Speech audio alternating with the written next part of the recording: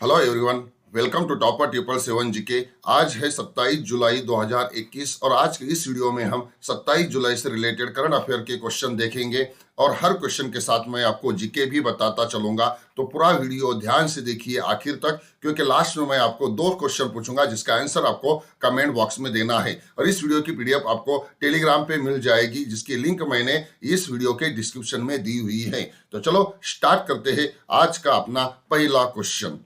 पहला question, green Sohra Cherrapunji वनीकरण अभियान मतलब ग्रीन सोहरा अफोरेस्टेशन कैंपेन हाल ही में किसने लॉन्च किया? इसका सही आंसर है हमारे देश के गृह मंत्री अमित शाह। अमित शाह ने जो है चेरापूंजी के अंदर एक वनीकरण अभियान लॉन्च किया है जिसको नाम दिया गया है ग्रीन सोहरा वनीकरण अभियान। देखते हैं, ये देखिए आपके सामने कुछ तस्वीर नजर आ रही है। इसमें हमारे देश के गृह मंत्री अमित शाह जी जो है तो एक वृक्षारोपण कर रहे हैं और ये वृक्षारोपण करके उन्होंने जो है ग्रीन सोहरा वनीकरण अभियान को लॉन्च किया है।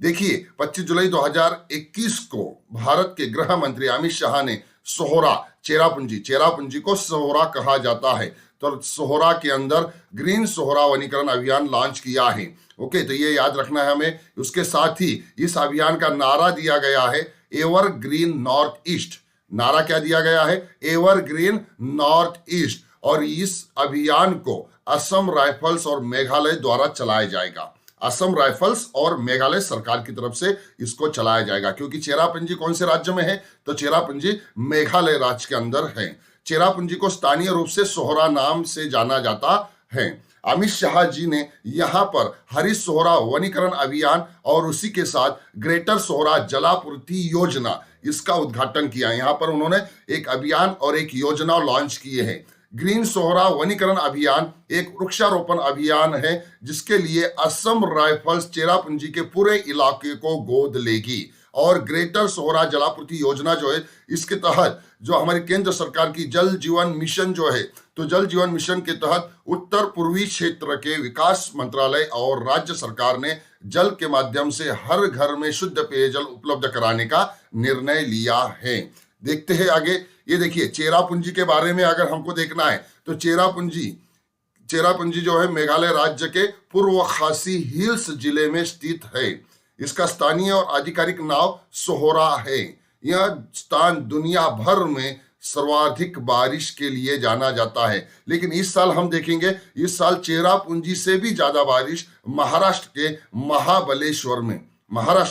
महाबलेश्वर जो सातारा जिला में है, यहां पर होती हुई नजर आ रही है। असम राइफल्स के बारे में अगर देखें तो इसका गठन 1835 में हुआ था। इसका मोटो है sentinel of the North East. इसका मुख्यालय है शिलोंग में और अभी फिलहाल के महानिदेशक है लेफ्टिनेंट जनरल प्रदीप चंद्रन नायर। ये अभी के महानिदेशक है। ये देखिए, बहुत ही बेस्ट डेस्टिनेशन है चेरापूंजी। बहुत ही खूबसूरत है, नेचुरल है चेरापूंजी। ये आपके सामने तस्वीर में नजर आ रहा है। अगर मैप में हम देखेंगे चेरापूंजी, ये देखिए हमारा नॉर्थ ईस्ट है। नॉर्थ ईस्ट में असम है, मेघालय है और मेघालय के अंदर ये जो बांग्लादेश है, ये बांग्लादेश के बहुत ही करीब यहां पर हमें चेरापूंजी नजर आएगा। ओके, शिलोंग के नजदीक है चेरापूंजी और ये चेरापूंजी से हमें बांग्लादेश भी पूरी तरह से नजर आता है। इस तरह से ये है चेरापूंजी।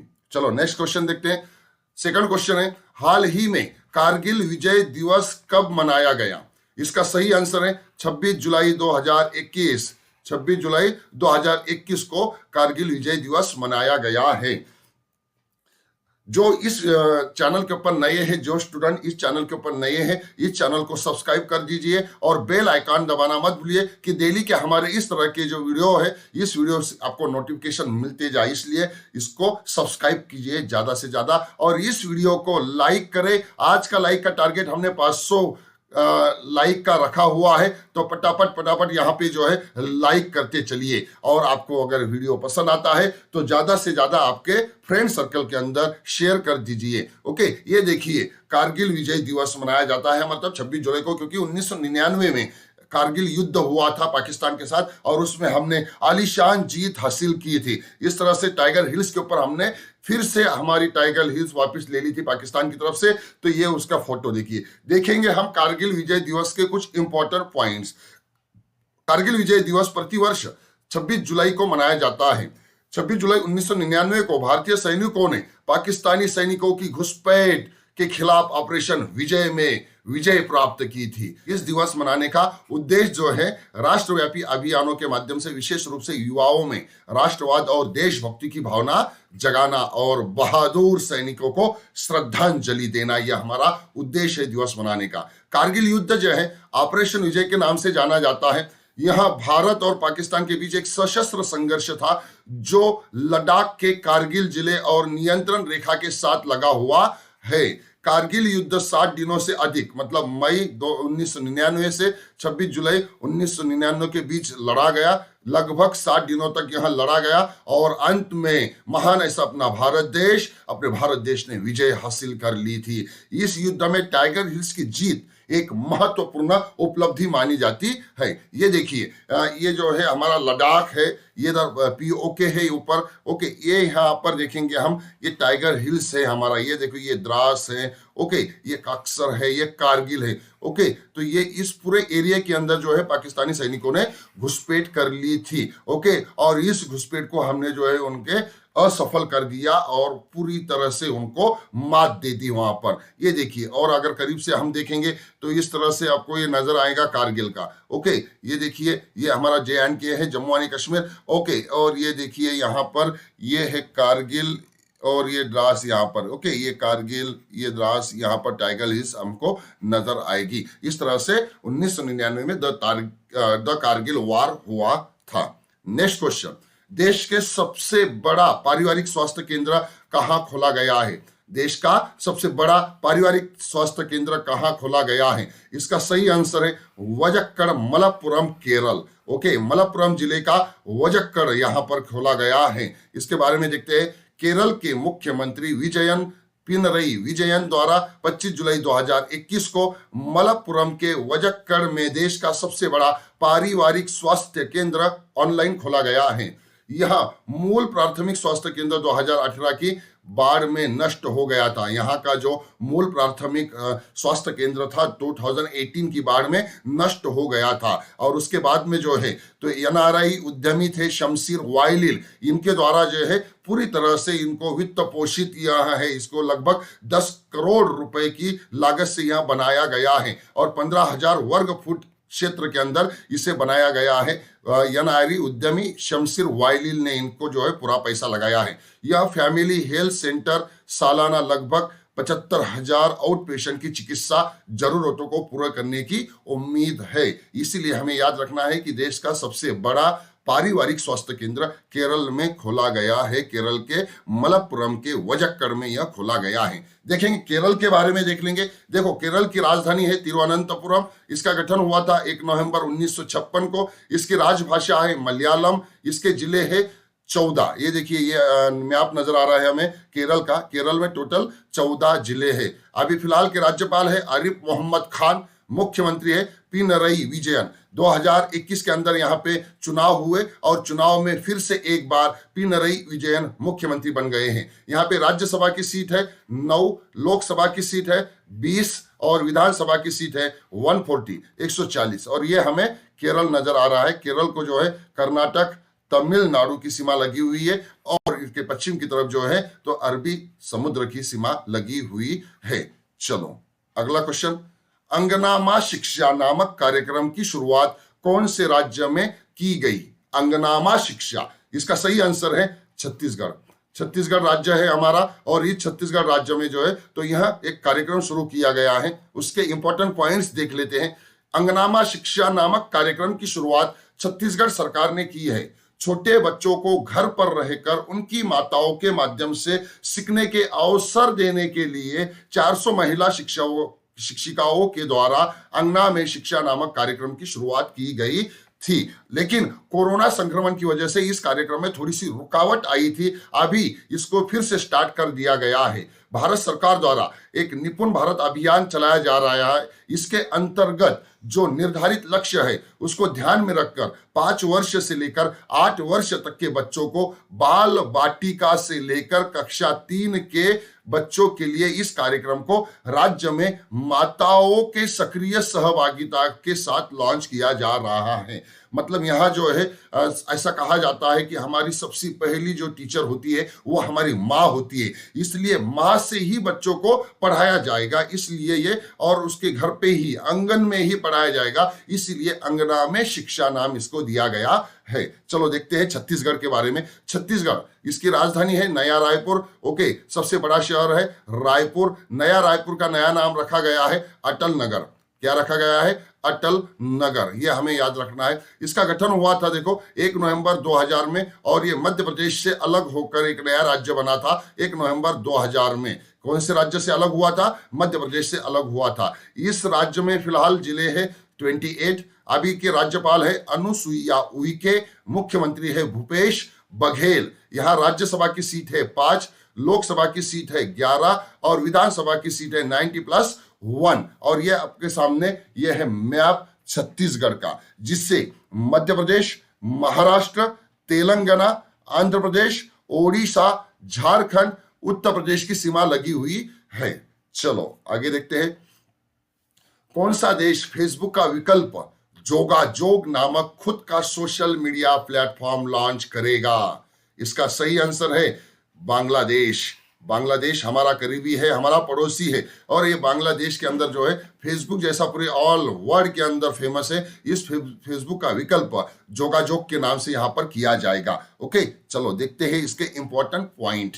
बांग्लादेश जोगाजोग नामक अपना खुद का सोशल मीडिया प्लेटफॉर्म लॉन्च करने जा रहा है, और ये जो है विश्व स्तर पर लोकप्रिय फेसबुक का विकल्प होगा। जोगाजोग के साथ व्हाट्सएप का भी वो एक विकल्प ला रहे हैं। व्हाट्सएप जो है इसका भी विकल्प ला रहे हैं, उसका नाम है अलापोन। तो ये दो नाम आपको याद रखना है, एक जोगाजोग और दूसरा अलापोन। ये दो नाम याद रखना है। जोगाजोग ऐप के माध्यम से देश उद्यमी डाटा, सूचना, संचार के लिए ऑनलाइन मार्केटप्लेस और समूह के अपने संस्करण बना सकेंगे। बांग्लादेश ने डिजिटल ई कॉमर्स लक्ष्य जो है 2021 में सूचना और संचार प्रौद्योगिकी क्षेत्र में 20 लाख से अधिक नौकरियां पैदा करना रखा है। बांग्लादेश के बारे में अगर देखेंगे तो बांग्लादेश की राजधानी ढाका है और राष्ट्रपति है अब्दुल हमीद अभी फिलहाल के राष्ट्रपति है, और प्रधानमंत्री है शेख हसीना वाजेद, और उनका जो करेंसी है मुद्रा वो है टका।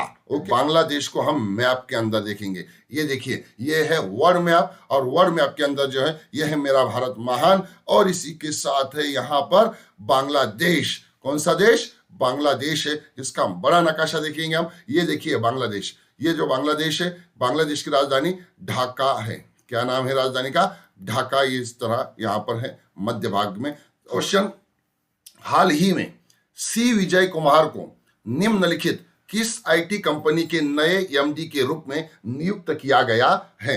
इसका सही आंसर है एचसीएल। एचसीएल के नए एमडी बन गए हैं सी विजय कुमार, क्योंकि इसके पुराने जो एमडी थे वो एमडी थे इसी कंपनी के संस्थापक, जिनका नाम है शिव नादर। देखेंगे, ये देखिए एचसीएल कंपनी है, हिंदुस्तान कंप्यूटर लिमिटेड इसे कहा जाता है। एचसीएल का long form Hindustan computer limited. और ये शिव नाडर है, ये शिव नाडर जो है इस कंपनी के फाउंडर एंड चेयरमैन है, और इनकी जो सुपुत्री है जिसका नाम है रोशनी नाडर मल्होत्रा, वो अभी फिलहाल में अध्यक्ष है, और एमडी बन गए हैं ये विजय कुमार। चलो आगे देखते हैं। एचसीएल इंडिया कंपनी के एमडी जो थे शिव नादर, इन्होंने जो है इस्तीफा दे दिया, और उनके इस्तीफे के बाद नए एमडी बन गए हैं सी विजय कुमार। इन्हें नियुक्त किया गया है। सी विजय कुमार इस कंपनी में जो है तो 5 वर्ष तक इस पद के ऊपर कार्यरत रहेंगे। और Shiv Nadar HCL Technologies Limited के संस्थापक और इसके मुख्य रणनीति अधिकारी थे।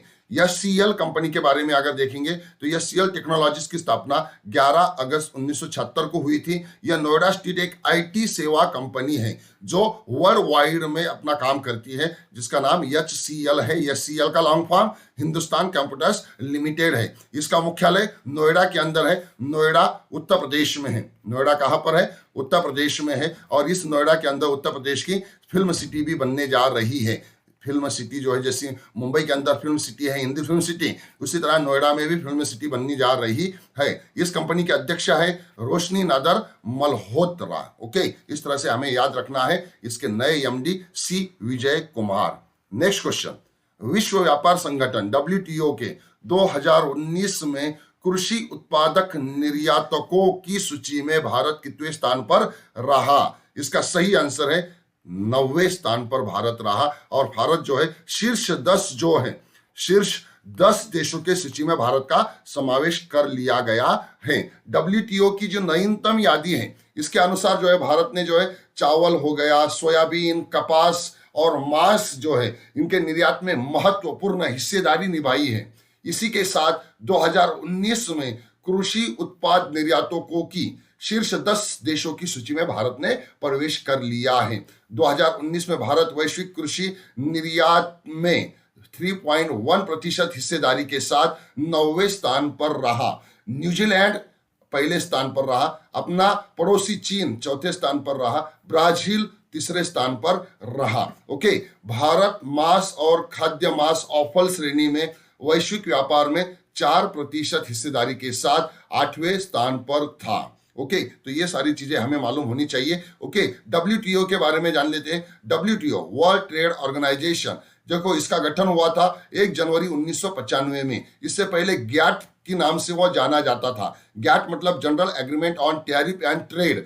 GATT की जगह पे इसे वर्ल्ड ट्रेड ऑर्गेनाइजेशन कर दिया गया 1 जनवरी 1995 को। इसका मुख्यालय हमें देखने को मिलेगा जिनीवा के अंदर। जिनीवा है स्विट्जरलैंड के अंदर, यहाँ पर इसका मुख्यालय है। जैसा WHO जो है विश्व स्वास्थ्य संगठन, इसका मुख्यालय भी जिनीवा के अंदर है। इसके सदस्य है 164 और फिलहाल के महानिदेशक है न्योजी ओकोंजो एवेएला, ये महानिदेशक है, पहली महिला महानिदेशक है ये वर्ल्ड ट्रेड ऑर्गेनाइजेशन की। चलो नेक्स्ट क्वेश्चन। प्रसिद्ध लोक गायक फकीर आलमगीर, इनका हाल ही में निधन हो गया है। प्रसिद्ध लोक गायक फकीर आलमगीर, इनका हाल ही में निधन हुआ है। वे कौन से देश के थे? सही आंसर है बांग्लादेश। बांग्लादेश के थे वो। फकीर आलमगीर उनका नाम है। ये देखिए आपके सामने, ये है फकीर आलमगीर, बांग्लादेश के प्रसिद्ध लोक गायक। ओके, उनका कोविड-19 के कारण से उनका निधन हुआ है। उनका जन्म देखिए 21 फरवरी 1950 में हुआ था फरीदपुर के अंदर, जो बांग्लादेश के अंदर है। ओके, 1950 के अंदर जो है ये पाकिस्तान का हिस्सा था और 1971 के अंदर बांग्लादेश पाकिस्तान से अलग हो गया था। इनका संगीत करियर जो है 1966 में शुरू हुआ। वह क्रांति शिल्पी गोष्ठी और गण शिल्पी गोष्ठी, ये जो सांस्कृतिक संगठन है वहां पर बांग्लादेश के अंदर, इस सांस्कृतिक संगठनों के वे प्रमुख सदस्य थे। बांग्लादेश के 1971 के मुक्ति संग्राम के दौरान स्वाधीन बंगला बेतार केंद्र जो था, इस केंद्र में वे शामिल हुए थे और इसके लिए मतलब बांग्लादेश मुक्ति संग्राम के लिए उन्होंने कविताएं लिखी भी थी और उसमें वो शामिल भी हुए थे। उनके लोकप्रिय गीत देखिए, ओ सोखीना गेसॉस कीना, नाम तार छिलो John Henry, Santahar, Nelson Mandela, Bangla comrade बंधु, ये उनके लोकप्रिय गीत है। बांग्लादेश के सर्वोच्च दूसरे बड़े नागरिक सम्मान, बांग्लादेश का सर्वोच्च दूसरा बड़ा नागरिक सम्मान है जिसका नाम है एकुशे पदक। जैसे हमारे भारत देश के अंदर सर्वोच्च नागरिक सम्मान जो है जिसमें भारत रत्न पहला है और दूसरा पद्म विभूषण है, उसी तरह ये बांग्लादेश का दूसरा सर्वोच्च नागरिक सम्मान है एकुशे पदक। इस पदक से इन्हें 1999 में सम्मानित किया गया था। इस तरह से लोक गायक फकीर आलमगीर बांग्लादेश से रिलेटेड है, बिलोंग करते हैं वहां से। उनका हाल ही में निधन हो गया है। Next question. साहित्य अकादमी पुरस्कार विजेता साहित्यकार सतीश कालसेकर, इनका हाल ही में निधन हुआ। वो कौन सी भाषा के साहित्यिक थे? ओके, इसका सही आंसर है मराठी। महाराष्ट्र के अंदर मराठी बोली जाती है और मराठी भाषा के ये साहित्यकार थे सतीश कालसेकर। ये देखिए, ये सतीश कालसेकर आपके सामने नजर आ रहे हैं और उनको जो साहित्य अकादमी पुरस्कार मिला था, वो साहित्य अकादमी पुरस्कार मिला था वाचनार्याची रोजनिशी, इस किताब के लिए। देखेंगे 24 जुलाई 2021 को मराठी साहित्यकार और बैंकर, इन्होंने जो है 36 साल बैंक ऑफ बड़ौदा में नौकरी की है। तो सतीश कालसेकर का महाराष्ट्र के रायगढ़ जिले के अंदर निधन हो गया है।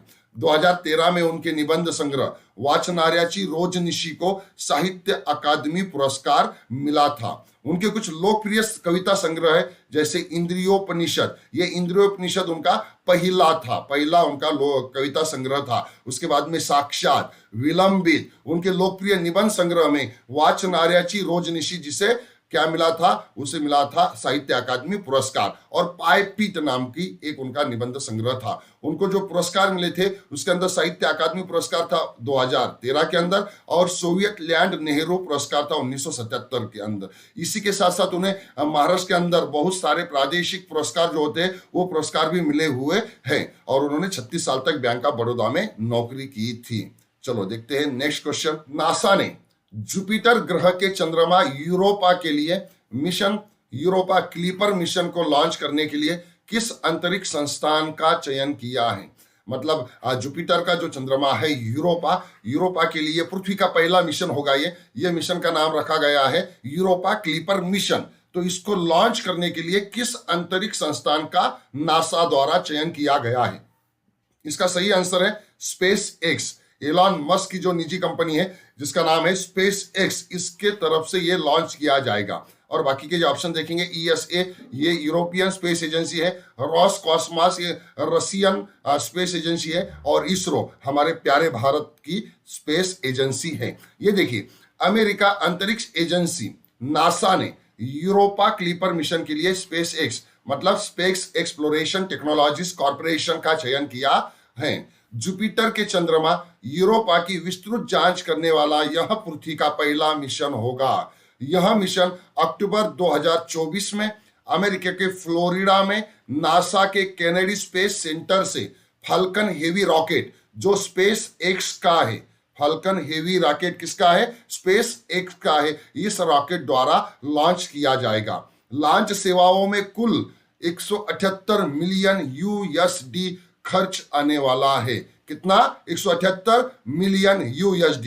यह मिशन 2030 को बृहस्पति की कक्षा में पहुंचेगा। लगभग 2030 को ये बृहस्पति की कक्षा में पहुंचेगा। बृहस्पति का चंद्रमा यूरोपा पृथ्वी से लगभग 390 मिलियन मील मतलब 630 मिलियन किलोमीटर दूरी पर है, और इस यात्रा को पूरी करने के लिए इस यूरोपा क्लीपर मिशन को जो है 5 साल से अधिक समय लगेगा, और 2030 के अंदर वहां पे वो पहुंचेगा। ऐसा लगभग एक ये समय लगाया जा रहा है। ये देखिए हमारी मिल्की वे है, ओके, और ये जो है हमारी सूर्यमाला है। ये सूर्य है, ये मरकरी, विनस, ये हमारी प्यारी पृथ्वी, ये है मार्स, और ये जुपिटर है। सबसे बड़ा ग्रह, हमारे सूर्यमाला का सबसे बड़ा ग्रह जुपिटर। ये है सेंटर मतलब शनि, ये है यूरेनस, ये है नेपच्यून, ये है प्लेटो। अभी हम देखेंगे, ये देखिए बड़ा है, ये है जुपिटर। एकदम अच्छा लगता है देखने के अंदर, खूबसूरत है देखने को। और इसका जो चंद्रमा है, देखो ये है यूरोपा चंद्रमा है, यह है जुपिटर का चंद्रमा। ओके, कल के जो क्वेश्चन थे उसके आंसर हम देख लेते हैं। कल का पहला क्वेश्चन था विश्वविद्यालय शिखर सम्मेलन 2021 का आयोजन किस विश्वविद्यालय द्वारा हाल ही में किया गया? इसका सही आंसर है OP जिंदल ग्लोबल यूनिवर्सिटी, जो हरियाणा के सोनीपत में है। और इसमें जो है इस शिखर सम्मेलन को हमारे देश के उपराष्ट्रपति वेंकैया नायडू इन्होंने भी जो है वहां पर संबोधित किया है। और दूसरा सवाल था ICAR नॉर्मल बोरलॉग राष्ट्रीय पुरस्कार 2020 किसे दिया गया? इसका सही आंसर है काजल चक्रवर्ती को यहां दिया गया है। आज के लिए तुम्हें 2 क्वेश्चन है। नागरिक उड्डयन सुरक्षा ब्यूरो के नए महानिदेशक कौन बने? इसका ये 4 ऑप्शन आपके सामने, सही आंसर आपको कमेंट बॉक्स में देना है और ज्यादा से ज्यादा मालूमात उसकी लिखना है। DRDO ने हाल ही में 3 दिनों में 2 बार कौन सी मिसाइल का परीक्षण किया है? DRDO ने हाल ही में 3 दिन के अंदर 2 बार एक ही मिसाइल का परीक्षण किया है। उस पर मिसाइल का नाम क्या है? ओके, तो इस तरह से इन दोनों क्वेश्चन के आंसर आपको कमेंट बॉक्स में देना है। आपको अगर वीडियो पसंद आया है तो इस वीडियो को जो है ज्यादा से ज्यादा शेयर कीजिए। हमारे चैनल टॉपर 777 GK को सब्सक्राइब कीजिए, बेल आइकन दबाइए। आज के लिए इतना ही, मिलते हैं अगले वीडियो में। तब तक के लिए जय हिंद, जय भारत।